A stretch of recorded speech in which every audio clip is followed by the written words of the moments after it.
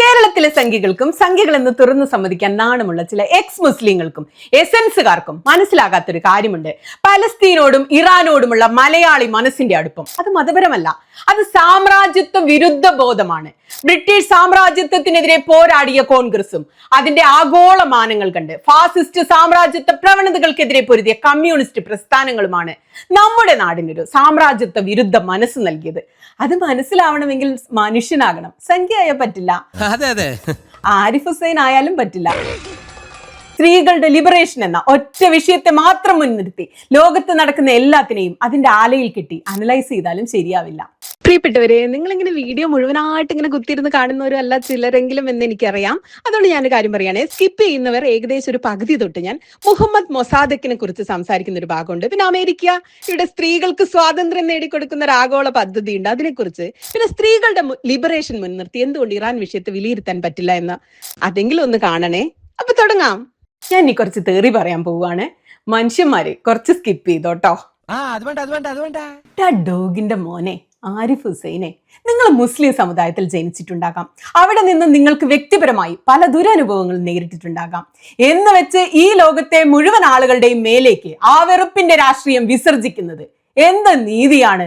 നിങ്ങളുടെ വ്യക്തിപരമായ പ്രശ്നങ്ങൾ നിങ്ങൾ പരിഹരിക്കണം, അത് മറ്റുള്ളവരുടെ മേലോട്ട് എടുക്കരുത്. പറ്റുമെങ്കിൽ നിങ്ങൾ തെറാപ്പിസ്റ്റിനെ കാണും.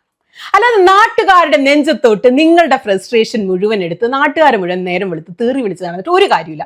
കഴിഞ്ഞ എത്രയോ കാലമായി ഈ ഡോഗിന്റെ മോൻ എന്റെ പിന്നാലെ നടന്ന് എന്നെ പച്ച തോന്നിയാസം പറഞ്ഞുകൊണ്ടിരിക്കുകയാണ്. നിങ്ങളും കാണുന്നുണ്ടാവും. വഴിയിൽ കിടന്ന് കുരയ്ക്കുന്ന പട്ടികളെ അവഗണിച്ച് തന്നെയാണ് ശീലം. പക്ഷെ പേപ്പട്ടിയാണെങ്കിൽ നമ്മൾ എന്ത് ചെയ്യും? നമ്മളെ വിടാതെ പിന്തുടർന്നാൽ എന്ത് ചെയ്യും? സെക്ഷലി കളേർഡ് റിമാർക്സ് സ്ത്രീകൾക്കെതിരെ നടത്തുന്നത് ക്രിമിനൽ കുറ്റമാണ്. ഈ ഡോഗ് എന്നെ ദേവദാസി എന്നാണ് വിളിക്കുന്നത്, ദേവദാസി. കൂടെ അവന്റെ കൂടെ കുരയ്ക്കുന്ന ബാക്കി നായ്ക്കളും അത് ആവർത്തിച്ച് എന്നെ റിപ്പീറ്റ് ചെയ്ത് വിളിക്കുകയാണ്. സുനിതയെ ഇപ്പോൾ സോഷ്യൽ മീഡിയയിൽ കാണാനില്ലല്ലോ. സുനിത എവിടെയാ പോകുന്നത്? നിങ്ങൾ പലരും എനിക്ക് മെസ്സേജ് അയക്കാറില്ലേ, ഇമെയിൽ അയക്കാറില്ലേ? ഇതാണ് കാരണം. സോഷ്യൽ മീഡിയ പഴയ പോലെയല്ല, ഭയങ്കര ഹെയ്റ്റ് സ്പീച്ചും അശ്ലീലവും ആക്രമണവും ഒക്കെയാണ്. ഞാൻ ഈ നായിന്റെ മോന്റെ വഴിയിലൊന്നും പോകാറേയില്ല. എന്നാൽ ഈ ഡോഗിന്റെ മോൻ എൻ്റെ പിന്നാലെ നടന്ന് അശ്ലീലം പറഞ്ഞുകൊണ്ടിരിക്കുകയാണ്. ചാൻസ് കിട്ടുമ്പോഴൊക്കെ നിങ്ങൾക്ക് പോയി നോക്കിയാൽ കാണാം. ഇവിടുത്തെ നിയമം ഇങ്ങനെയാണ്. ഇവിടെ സ്ത്രീകളെ ആർക്കും എന്തും പറയാം, ഒരു നിയമ നടപടിയും ഉണ്ടാവില്ല, നിയന്ത്രണങ്ങളില്ല. ഉണ്ടെങ്കിൽ ഇത്രയ്ക്ക് പച്ചയ്ക്ക് സ്ത്രീകളെ അശ്ലീലം പറയുന്നവർക്ക് എന്തെങ്കിലും ഒരു നടപടി ഉണ്ടാവില്ലേ? ഞാൻ ചെയ്ത കുറ്റം എന്താണ്? ഇന്നലെ അയത്തുള്ള അലി ഖമനെ സാമ്രാജ്യത്വ ഭീകരരാൽ കൊല ചെയ്യപ്പെട്ടപ്പോൾ അതിലൊരു വീഡിയോ ചെയ്തു. അതിൽ ഈ ഡോഗിന്റെ മോനെ കുറിച്ച് ഒരു പരാമർശവും ഇല്ല. പക്ഷെ ഖമനയെ രക്തസാക്ഷിയെന്നും സാമ്രാജ്യത്വ വിരുദ്ധ പോരാളിയെന്നും ഞാൻ വിശേഷിപ്പിച്ചു. അത് ഈ ഡോഗിന്റെ മക്കൾക്ക് ഇഷ്ടപ്പെട്ടില്ല. അതിന് ഈ ഡോഗിന്റെ മക്കൾക്ക് എന്നെ വിമർശിക്കാം, ഓക്കെ, അതൊക്കെ ജനാധിപത്യ പരമാണ്. പക്ഷെ ദേവദാസി എന്ന് വിളിക്കുന്നത് എവിടുത്തെ അഭിപ്രായ സ്വാതന്ത്ര്യമാണ്? എന്ത് തരം സ്വതന്ത്ര ചിന്തയാണ് സ്ത്രീകളെ അശ്ലീലം പറയാൻ ഇവരെ പ്രേരിപ്പിക്കുന്നത്, സ്വാതന്ത്ര്യം കൊടുക്കുന്നത്?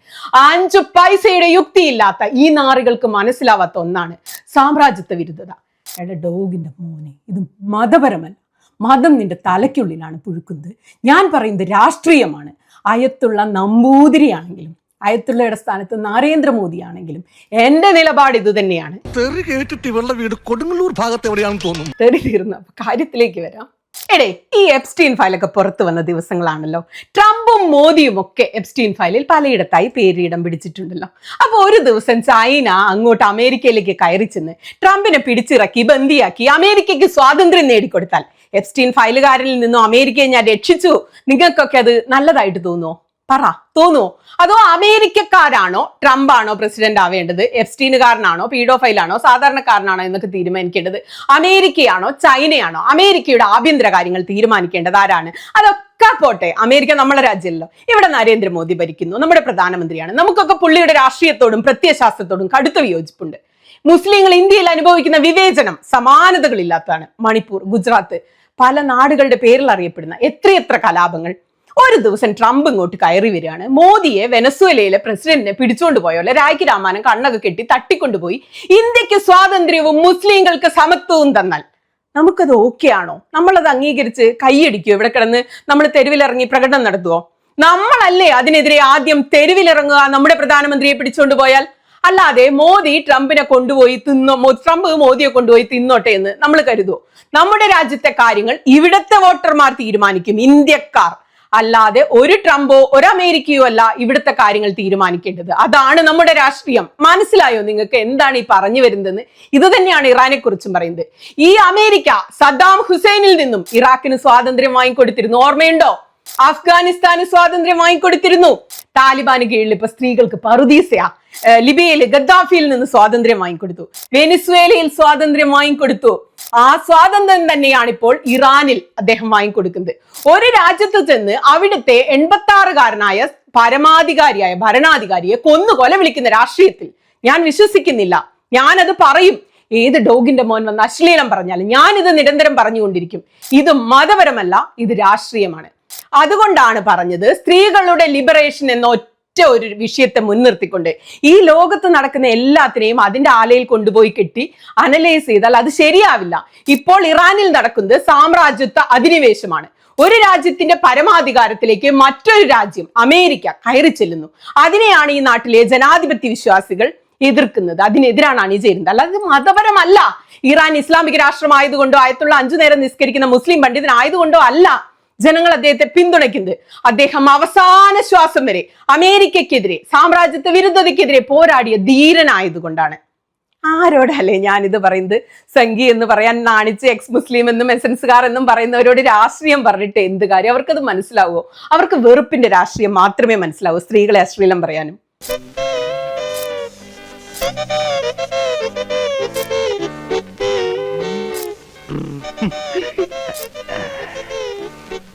നമ്മുടെയൊക്കെ ജീവിതം കമ്പോളവൽക്കരിക്കപ്പെട്ട് കഴിഞ്ഞ ഈ കാലത്ത് നമ്മുടെ ചിന്തയും ശീലവും ഒക്കെ നിയന്ത്രിക്കാൻ ശ്രമിക്കുന്ന ചില ശക്തികളില്ലേ എന്ന് ആലോചിക്കാൻ പോലും കഴിയാത്തത്ര മരവിച്ചു പോയി നമ്മുടെ തലകൾ. ഇപ്പൊ പശ്ചിമേഷ്യയിൽ നടക്കുന്ന ഈ സംഘർഷം അത്തരം ഒരു അവസ്ഥയ്ക്ക് ആലോചനയ്ക്കുള്ള അവസരം കൂടി നമുക്ക് നൽകിയതാണെന്ന് നിങ്ങൾ കരുതണം. ഇന്ന് ഇസ്ലാമിക് റിപ്പബ്ലിക് ഓഫ് ഇറാന്റെ പരമാധികാരി ഖമനേയിയെ കൊന്ന അമേരിക്കൻ പ്രസിഡന്റ് ട്രംപും 75 വർഷങ്ങൾക്ക് മുമ്പ് ഇറാന്റെ ആദ്യ ജനാധിപത്യ പ്രധാനമന്ത്രിയെ CIA ഉപജാപത്തിലൂടെ പുറത്താക്കിയ അമേരിക്കൻ പ്രസിഡന്റ് ഐസൻഹോവറും ലക്ഷ്യം വെച്ചത് കമ്പോള ശക്തിയിലൂന്നിയ സാമ്രാജ്യത്വ മേൽക്കോയ്മയാണ്. നിങ്ങളിൽ എത്ര പേർക്ക് മുഹമ്മദ് മൊസാദക്കിനെ അറിയാം? മുഹമ്മദ് മൊസാദക് 1951 ഇറാന്റെ പ്രധാനമന്ത്രിയെ തെരഞ്ഞെടുക്കപ്പെട്ട മുഹമ്മദ് മൊസാദക് ഇറാനെ സമ്പന്നമാക്കാൻ എണ്ണ ദേശസാൽക്കരണം ചെയ്ത പ്രധാനമന്ത്രി.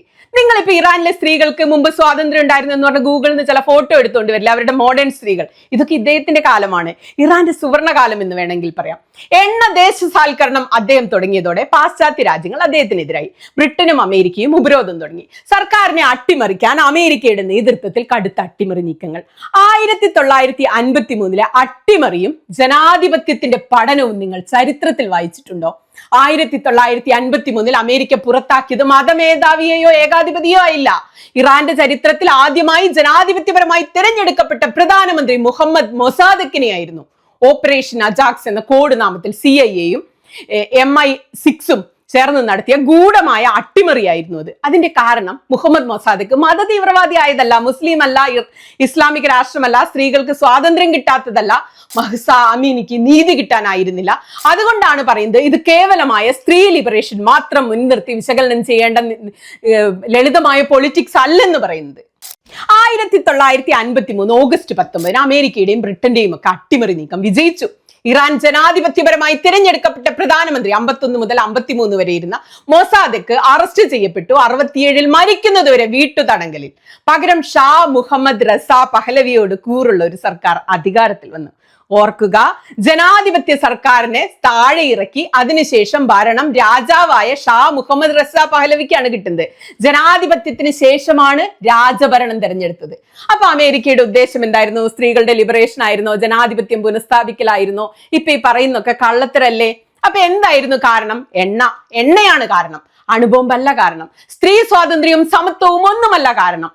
ഇപ്പൊ മറ്റൊരു കാരണം കൂടിയുണ്ട്. Epstein file. ലോകത്തിന്റെ ശ്രദ്ധ അതിൽ നിന്ന് മാറ്റണം. അതിന് ഇറാനെ ഇരയാക്കി. 1951 മൊസാദക്കിന്റെ സർക്കാർ ആംഗ്ലോ ഇറാനിയൻ ഓയിൽ കമ്പനി, ഇന്നത്തെ BP-യുടെ മുൻഗാമി, ദേശസാൽക്കരിച്ചു. ദീർഘകാലമായി ഇറാന്റെ എണ്ണ വ്യവസായത്തിൽ ബ്രിട്ടൻ അനുകൂലമായ നിബന്ധനകളോടെ മേധാവിത്വം പുലർത്തിയിരുന്ന കമ്പനിയായിരുന്നു ഇത്. ലോകത്തിലെ ഭൂരിഭാഗം എണ്ണയും ഇറാൻ വിതരണം ചെയ്തിട്ടും അവർക്ക് ലഭിച്ചിരുന്നത് വളരെ ചെറിയ റോയൽറ്റി മാത്രമായിരുന്നു. ഇതിന് മറുപടിയായി ബ്രിട്ടൻ ആഗോളതലത്തിൽ ഇറാന്റെ എണ്ണയ്ക്ക് ബഹിഷ്കരണവും ഉപരോധവും ഏർപ്പെടുത്തി. എങ്കിലും മൊസാദക്ക് തന്റെ നിലപാടിൽ ഉറച്ചു നിന്നു. ഇതാണ് അമേരിക്കയും ബ്രിട്ടനും ഒക്കെ ഇറാനോട് ശത്രുത ഉണ്ടായത്.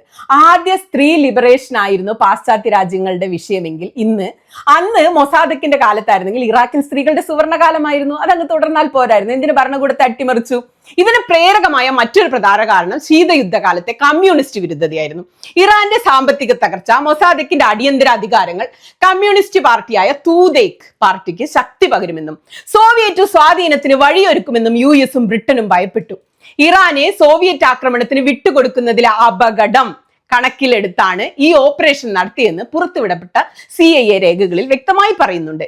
എണ്ണയുടെ മേലുള്ള നിയന്ത്രണമായിരുന്നു യഥാർത്ഥ ലക്ഷ്യമെങ്കിലും വാഷിംഗ്ടണിൽ ഈ പദ്ധതിക്ക് അംഗീകാരം കിട്ടാൻ കമ്മ്യൂണിസ്റ്റ് വിരുദ്ധത ഒരു ആയുധമായി ഉപയോഗിക്കുകയാണ് അന്ന് അമേരിക്ക ചെയ്തത്. മൊസാദേക്ക് കമ്മ്യൂണിസ്റ്റുകാരനാണ്, ഇസ്ലാം വിരുദ്ധനാണ്, മതവിരുദ്ധനാണ് എന്നിവർ പ്രചരിപ്പിച്ചു.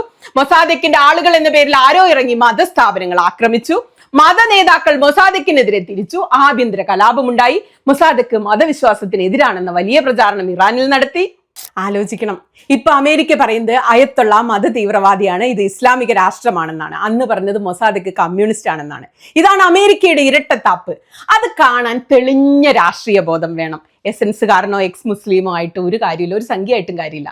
ബ്രിട്ടന്റെ കടുത്ത സമ്മർദ്ദത്തെ തുടർന്ന് 1953 വസന്തകാലത്ത് അമേരിക്കൻ പ്രസിഡന്റ് ഐസൻഹോവർ ഇറാൻ അട്ടിമറിക്ക് അനുമതി നൽകി. പ്രധാനമന്ത്രിയെ പിരിച്ചുവിടാൻ ഭരണഘടനാപരമായി അധികാരമുള്ള ഷായെ വീണ്ടും പ്രതിഷ്ഠിച്ചു.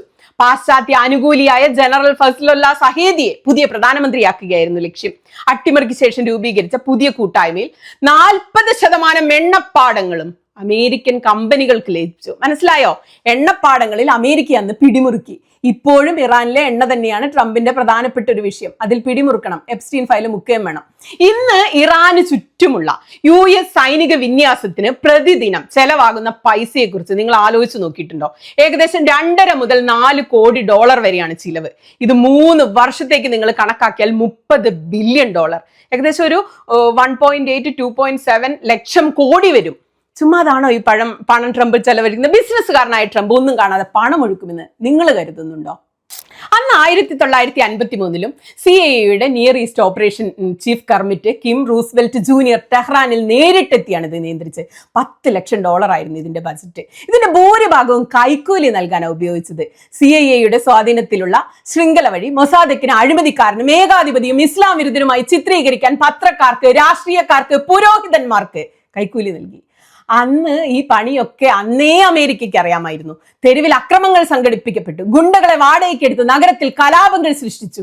CIA ഏജന്റുമാർ ടെഹ്റാനിലെ കുപ്രസിദ്ധരായ ഗുണ്ടകൾക്ക് പള്ളികൾ ആക്രമിക്കാൻ പണം നൽകി. വ്യാജ കലാപങ്ങൾ ഉണ്ടാക്കി. ഒരു വിഭാഗം ഗുണ്ടകൾ കമ്മ്യൂണിസ്റ്റ് വേഷം കെട്ടി പള്ളികൾ ആക്രമിക്കുമ്പോൾ മറ്റൊരു വിഭാഗം ഷാ അനുകൂലികളായി വേഷമിട്ടെത്തി അവരെ തടയാനെത്തി. ഗുണ്ടകൾ തന്നെ പരസ്പരം ഏറ്റുമുട്ടി. ഇത് ജനങ്ങളുടെയും സൈന്യത്തിന്റെയും പിന്തുണ മൊസാദക്കിന് നഷ്ടപ്പെടുത്തി. എന്താ നടക്കുന്നതെന്ന് നാട്ടിൽ ആർക്കും മനസ്സിലായില്ല. ഓഗസ്റ്റ് 19 ജനക്കൂട്ടം സർക്കാർ കെട്ടിടങ്ങൾ പിടിച്ചെടുത്തു. മൊസാദക്കിന്റെ വീട് ടാങ്കുകളും മെഷീനൊക്കെ ഉപയോഗിച്ച് വളഞ്ഞു. രക്ഷപ്പെടാൻ ശ്രമിച്ചെങ്കിലും അടുത്ത ദിവസം അദ്ദേഹത്തിന് കീഴടങ്ങേണ്ടി വന്നു. ഇതാണ് ഇറാന്റെ ചരിത്രം. ഇതാണ് അമേരിക്കയുടെ ഇരട്ടത്താപ്പിന്റെ ചരിത്രം. ഇതറിയാതെ എന്തെങ്കിലും പുലമ്പുന്ന സംഘികളോട് സത്യത്തിൽ എനിക്ക് ഒന്നും പറയാനില്ല. പക്ഷെ ചില സോ കോൾഡ് ലിബറലുകൾ അമറുന്നുണ്ട്. അയ്യോ, ഇറാനിലെ സ്ത്രീകൾക്ക് സ്വാതന്ത്ര്യം കിട്ടിയ അമേരിക്കയ്ക്ക് നന്ദി, ഇനി സ്ത്രീകൾ ഇറാനിൽ സന്തോഷമായി ജീവിക്കട്ടെ എന്ന്. അമേരിക്കയും ഇസ്രായേലും ഇറാനിലെ സ്ത്രീകളെ മോചിപ്പിച്ചു എന്ന് വിശ്വസിക്കുന്നവർ സത്യത്തിൽ ഈ ലോകത്തുണ്ട്. അത്ഭുതം തോന്നുന്നു. അവരോടാണ് ഈ കഥയൊക്കെ പറഞ്ഞത് കേട്ടോ. മഹ്സാ അമിനിയുടെ ആത്മാവിന് നീതി വാങ്ങിക്കൊടുക്കുകയൊന്നുമല്ല അമേരിക്കയുടെ ലക്ഷ്യം. സാമ്രാജ്യത്വ അധിനിവേശമാണ് ഇപ്പോൾ നടക്കുന്നത്. ഇറാനിൽ നടക്കുന്നത് മതപരമായ കാര്യമല്ല, അന്താരാഷ്ട്ര പൊളിറ്റിക്സ് ആണ്. സാമ്രാജ്യത്വ വിരുദ്ധ ചേരിയിൽ അണിചേരണം. ഫാസിസത്തിനെതിരെ സാമ്രാജ്യത്വ വിരുദ്ധ സമരങ്ങളിൽ അണിചേരുക. അതാണ് ഒരു അന്തസ്സുള്ള മനുഷ്യൻ ചെയ്യേണ്ടത്. അയത്തുള്ള അലി ഖമനയുടെ നിത്യശാന്തി ലഭിക്കട്ടെ. ആദരവോടെ വീട അദ്ദേഹം ധീരനാണ്. ഒരു സാമ്രാജ്യത്വ പ്രഭുവിന്റെയും കാല് നക്കിയില്ല, കീഴടങ്ങിയില്ല, പൊരുതി കീഴടങ്ങി. ധീരന്മാർക്ക് മരണമില്ല. അവർ ചരിത്രത്തിൽ വരും തലമുറയ്ക്ക് പഠിക്കാനും പിന്തുടരാനുമുള്ള കാൽപ്പാടുകൾ അവശേഷിപ്പിച്ച് മുന്നേ നടക്കും. അത് മനസ്സിലാവണമെങ്കിൽ മനുഷ്യനാകണം.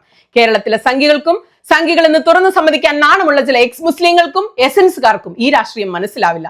നിങ്ങൾക്ക് സ്ത്രീകളെ അശ്ലീലം പറയാനേ അറിയൂ. അത് തുടരുക. ഈ നാട്ടിൽ അത് സാധ്യമാണ്. നിങ്ങൾക്ക് എന്തും ചെയ്യാം. ഒരു നിയമവും ഒരു പോലീസും ഒരു ഭരണകൂടവും നിങ്ങളെ തടയില്ല. നിങ്ങളത് തുടരുക.